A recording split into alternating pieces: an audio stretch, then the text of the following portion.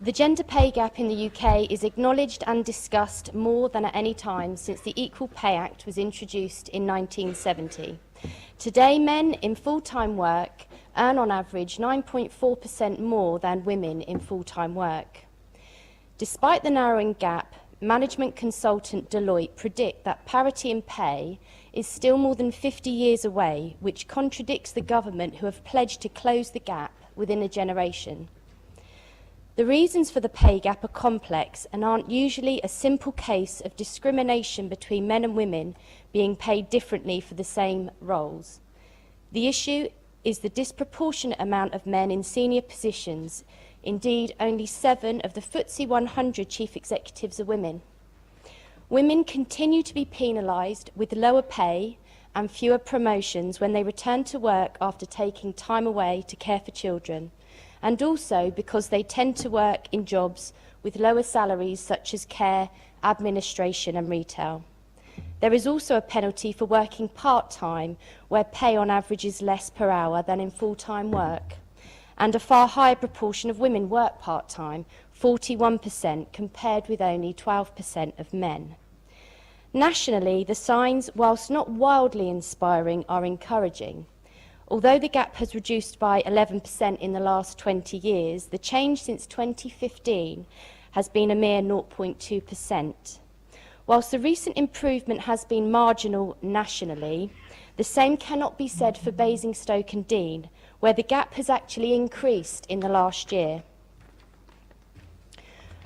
On top of this is the fact that Basingstoke and Deane is in the bottom 4% of the UK, with a gender pay gap almost a staggering 3 times wider than the national figure.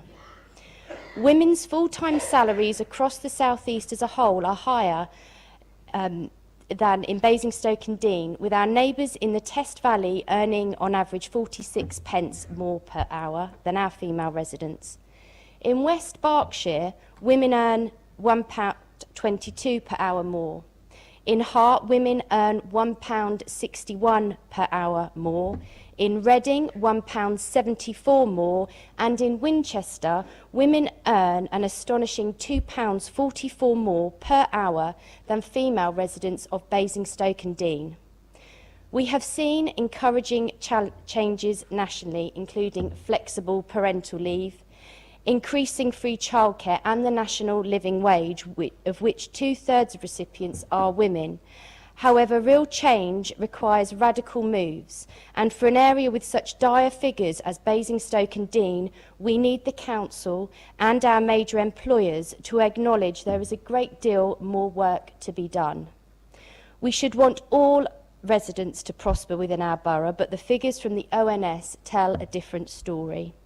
This motion urges the Council to undertake further analysis so that we can identify the drivers for the extraordinarily high gap in our borough. The national reasons are well documented, but we have our own story which needs to be understood before we can influence change. Secondly, I propose a new strategy to tackle the issue of declining female salaries in the borough and the growing gap between male and female pay. In 2017, it is almost incomprehensible that gender inequality is apparently growing. We owe this to our young people who have been raised and educated to aim high and treat each other equally. I am sure they would be staggered to know that the reality which awaits them unless we make ambitious plans to change. But more than anything, we owe this to the hard-working women of our borough who appear to occupy the vast majority of low-paid work here. Thank you.